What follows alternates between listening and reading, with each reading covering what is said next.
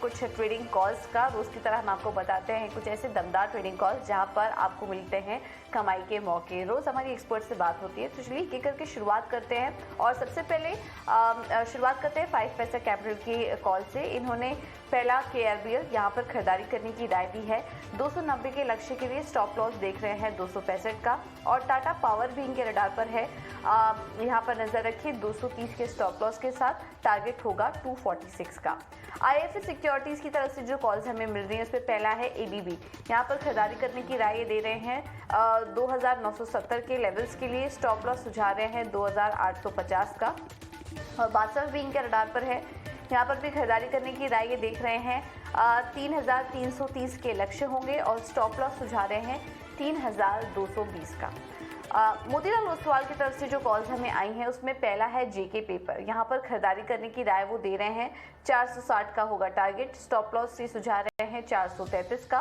और Bata India में भी खरीदारी करने की राय मिल रही है 2050 के टारगेट के साथ। स्टॉप लॉस 1930 का सुझा रहे हैं। रेलिगेयर ब्रोकिंग की तरफ से जो कॉल्स हमें मिली हैं उसमें पहला है ACC, यहाँ पर खरीदारी करके चलिए 2330 के लेवल्स देखने को मिल सकते हैं। स्टॉप लॉस सुझा रहे हैं 2240 का। और अगला कॉल है BPCL पर, यहाँ पर भी खरीदारी करने की राय होगी 360 के लक्ष्य के लिए। स्टॉप लॉस होगा 335 का। आखिर में जयनाम सिक्योरिटीज की तरफ से जो कॉल्स हमें मिली हैं उसमें पहला है सोभा लिमिटेड। 756 के लेवल्स के लिए आप खरीदारी कर सकते हैं। स्टॉप लॉस होगा 679 का। और आखिर में अल्ट्राटेक सीमेंट, यहाँ पर भी खरीदारी करके चलिए 6945 के टारगेट के साथ। स्टॉप लॉस होगा 6500 का।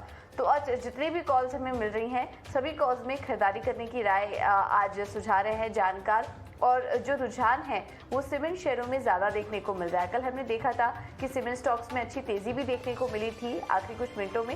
यहाँ पर आप खरीदारी का ट्रेड ले सकते हैं। और इसके अलावा कुछ ऑयल मार्केटिंग कंपनीज जैसे कि BPCL, यहाँ पर भी खरीदारी करके चलिए 3.5% की तेज़ी आखिरी की कुछ मिनटों में देखने को मिली थी। तो यहाँ पर भी आपको खरीदारी करने की राय दी जा रही है। तो सभी 10 ट्रेडिंग कॉल्स में आज खरीदारी करने की राय। अब आगे बार देखने को मिला है, एक बार उसका भी एक रिकैप ले लेते हैं। और डिम्पी हमारे साथ जुड़ चुके हैं पूरी जानकारी लेकर। डिम्पी, गुड मॉर्निंग, बताइए। गुड मॉर्निंग पूजा। और अगर कल के हिसाब से देखें तो मार्केट के अंदर जो सेक्टर्स गेनर्स बने वो था ऑटो ने कल काफ़ी मार्केट की हेल्प की। और मार्केट के कई बड़े लीडर मारुति, टाटा मोटर्स कल काफ़ी अच्छे चलते हुए दिखे हैं। साथ ही रियल एस्टेट के अंदर भी कल काफ़ी अच्छा बज़ था मार्केट के अंदर। और ऑयल एंड गैस में रिलायंस की वेटेज काफ़ी ज़्यादा है, गैस कंपनीज़ की वेटेज ज़्यादा है, तो इसलिए दोनों सेक्टर्स भी आपको चलता हुआ दिखा।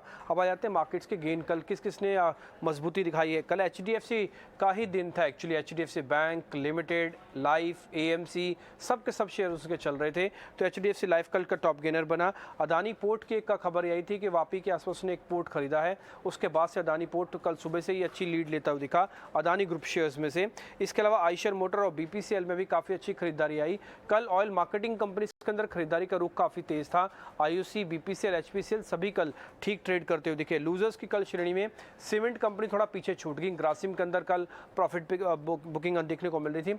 मेटल्स में जो ट्रस्ट बन रहा था वापस से गुम हुआ। हिंडाल्को ने वो ट्रस्ट को तोड़ा है, लाल निशान में आ गया। हालांकि इसमें जिंक वाला सेगमेंट आप छोड़ देना, क्योंकि सबसे बड़ा स्मेल्टर बंद हुआ है तो जिंक काउंटर चले रहे, लेकिन अदरवाइज नॉन फेरस में ज़्यादातर काउंटर टूट रहे थे। SBI भी कल मार्केट में पार्टिसिपेट नहीं कर रहा था। बैंक निफ्टी का इकलौता बड़ा कंटेंडर था जो SBI, जो कल बाजार के अंदर पार्टिसिपेट नहीं कर रहा था। आते हैं साल का हाई कल किसने लगाया? आइशर मोटर, M&M और साथ ही SBI लाइफ, ये 3 शेयर थे जिन्होंने कल अपना 52 वीक हाई टेस्ट किया है। वीकली आउट परफॉर्मेंस किस शेयर की रही, यानी कि पिछले 4-5 दिन से शेयर अट्रैक्टिव है, ट्रेंडिंग हो रहा है, वो शेयर है आइशर मोटर और साथ ही BPCL। ये दोनों शेयर्स आपको काफ़ी अच्छे ट्रेंडिंग में दिखेंगे। अंडर परफॉर्मेंस किन शेयर्स की थी? वो था इन्फोसिस और डिविस लैब।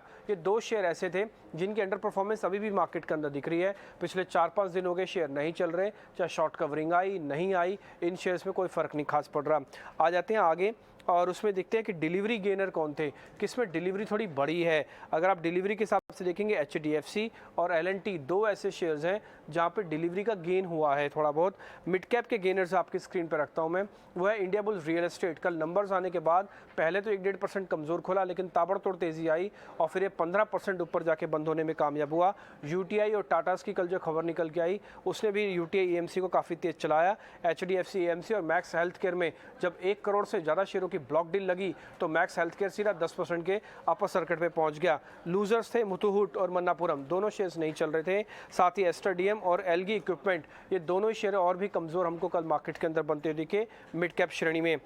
कल हाई किसने लगाया मिड कैप में, वो था chalet hotel, Apollo tyres, post numbers 5% चला, जेके पेपर और सोलार इंडस्ट्रीज, ये कुछ एक शेयर्स थे जिन्होंने कल 50 वीक हाई टेस्ट किया। आउट परफॉर्मेंस किन शेयर्स की थी पूरे हफ्ते भर में, वो था एक आईजीएल, साथ ही होम फर्स्ट और टाटा केमिकल्स, ये 3 शेयर्स थे जिनकी परफॉर्मेंस हफ्ते भर से मिड कैप में चल रही है। अंडर परफॉर्मेंस की कैटेगरी में एस्टर डीएम नाम की कंपनी है जहाँ पर आपको प्रेशर देखने को मिला।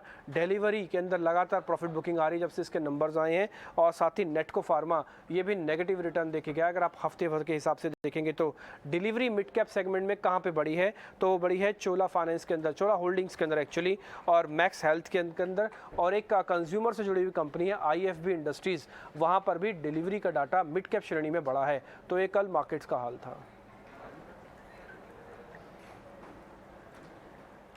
ऑलराइट बाबा, शुक्रिया डीपीएसआई जानकारी देने के लिए। तो ये पूरा मार्केट का एक रिकैप हमने देखा, और कल ऑटो